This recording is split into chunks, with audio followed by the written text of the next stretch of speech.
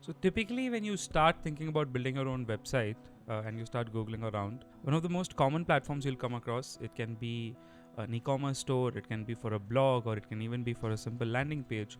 And what a lot of agencies end up suggesting is WordPress. Now, WordPress is an incredible open source project. It's been around for a very long time. It's been used by millions and millions of websites. But I personally never use WordPress anymore. I absolutely hate it, and I want to tell you why.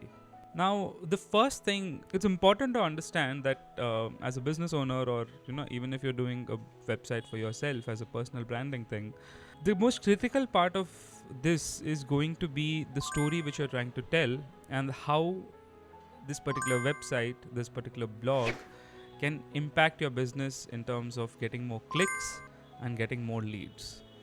You rarely want to end up wasting a lot of your time into setting up this website. Rather, you need to be focusing on the content and the story. My first problem starts with WordPress is how unintuitive it is if you're a newbie and want to set it up yourself, if you don't have the budget to hire someone. And even if you do have the budget to hire someone, unless this guy has a lot of templates or has done tons and tons of projects in the past and has a lot of standard SOPs, it ends up taking a lot of time to launch. A simple thing, if you're trying to build up a blog, for instance, setting up a WordPress and then connecting it to a server if you're hosting it yourself, or if you end up taking WordPress.com, which is their own hosting service, selecting a theme, setting up your blog, and then actually going live with your blog, starting to write articles. The problem is your work does not stop there. You need to install a ton of different plugins. You need to be able to make sure that security is taken care of. WordPress is a relatively vulnerable platform. Even when I've used WordPress.com's own website for hosting, like for whatever reason, website ends up crashing. And there's a lot of these other things which really, really frustrate me. Especially nowadays when there's a lot of different alternatives available. I just don't understand why there couldn't have been standardized, templatized things to get started. This amount of time commitment which you end up spending on setting up the infrastructure, if it's spent on the actual story content and trying to communicate to your customers like how you are impacting them, is so much better spend of time. My first part is that the setup is just frustratingly slow. The second part is the constant security vulnerabilities. There are tons of different plugins I have tried. Inevitably, despite having these plugins installed on my WordPress, even if it's hosted on my own servers or if it's hosted on WordPress.com, the website keeps crashing all the time. And this gets very frustrating because, especially if you're trying to rank on Google, where page availability and consistent content updates are an important metric, just imagine your website is down, you don't even realize it if you're not constantly checking it. Of course, there are some services you can use to keep reminding you if the website is down, but then that's the thing, right? That's an additional thing for me to worry about. The next part is performance. When I say performance, I'm talking about two simple things: page load time and the responsiveness of the website. As long as your WordPress website is probably 3, 4, 5 pages size, it does not take a performance hit. But once it starts getting more complex, once it starts adding more and more pages, once you start writing more and more blogs, you'll end up realizing that it keeps getting bogged down, gets ridiculously slow, wherein you can't even open the pages and experience the site properly. The goal of a website is not just for you to showcase your work, guys. In the end, it has to result in customers for you or get some kind of connections for you, or it has to provide some sort of value to whoever is coming to the website. And when it becomes slow, not only will it not get discovered as easily because Google pays a lot of attention on your page speed, but the purpose is completely lost. And the thing is that as someone, a business owner or a creator, your goal is not to be worrying about the infrastructure. You can't keep thinking about this all the time. Thinking about content itself is really hard. The next part is if, for example, you get lucky and you end up getting a spike in your traffic. Unless you have some incredible hosting companies, WordPress itself takes a lot of space, but unless you have some really, really nice hosting company, the website will probably crash. So even when you succeed, you're getting screwed. And that's my problem. This is not the kind of things I want to worry about. The kind of things I want to worry about are focused on the story, the content, the message I'm trying to get across, not the infrastructure.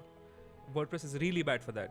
Now, I don't know how many of you out here have experienced using and setting up a WordPress website, but when you start going through the process, in itself, the learning curve is quite steep. It's a relatively complex process. The WordPress CMS, although it has a lot of flexibility, the flexibility comes at the cost that it's not that easy to use.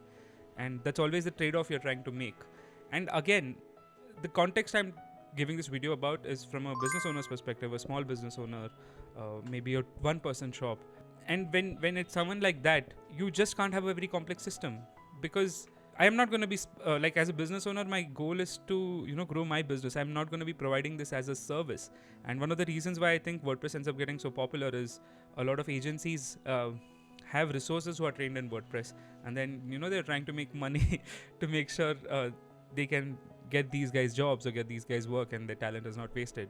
Not necessarily because it's the best product which is available in the market. Especially when you incorporate WooCommerce into the picture, it just goes crazy after that. Despite WooCommerce and WordPress being free, this freeness and self-hosting comes at a cost of your time, a cost of performance, and cost of security. And you never know, even when your website starts picking up, because of this complexity, when something goes wrong and you're not able to troubleshoot it very quickly, you're just helpless. You're always dependent on a developer to actually pull it off for you. The next part is, most of the traffic which you're going to get in today's day and age is going to come from mobile. And WordPress, for whatever reason, at least when I have used plugins and a lot of themes, they just don't work that well with mobile. The second part is also, when I'm trying to do specific mobile targeted campaigns, if I'm not using third-party plugin landing page builders, again, that's another cost apart from my WordPress cost. I'm not going to get a great performance and a great ROI on that campaign. The cost which I'm spending on that marketing campaign, and I'm directing them to a landing page which is not super optimized, you're just creating more and more blockers for yourself.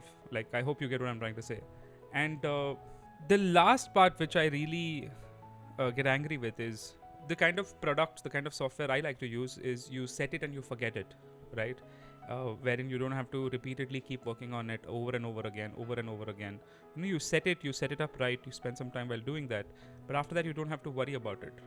And in WordPress, that's not the case. There's always updates coming to the WordPress system, to the plugins. Despite having a vibrant plugin and developer community, the ongoing maintenance itself, unless you can afford a large enough team, will just make it really hard for you. So, yeah, I mean, a combination of these reasons is why I just don't use WordPress anymore. And what I have found are a lot of different tools, which, do subscribe to Antilearn. We'll be covering each and every one of them. But I'll just give you some examples. If you're thinking of a blog, and if you're a journalist, or if you're a media company, try Substack. If you're a business owner, if you're a software company who wants to do content marketing, don't set it up on WordPress, guys. Try Superblog. If you're doing e-commerce, unless you have an expert with you who knows WooCommerce really, really well, please don't do WooCommerce. Get into Shopify, which is super optimized for e-commerce. The best thing is, at the very least, it won't crash on you regularly. And I don't think you will have much security vulnerabilities with Shopify. You can even try some platforms like Squarespace. They have some really interesting e-commerce offerings. And there's also this incredible company called Webflow. Again, the reason why Space was created by companies like this, despite WordPress having decades of advantage over a lot of these companies, I feel is the problems which I stated in the video. It's really frustrating when you're trying to launch a business and WordPress keeps crashing on you. So, hope you like this video. What are your thoughts about WordPress? Do let me know in the comment section below. I'm very curious to understand what you think as well. Probably I'm just frustrated because I was just trying out WordPress again after a long time and wanted to share this with you guys. See you in my next video.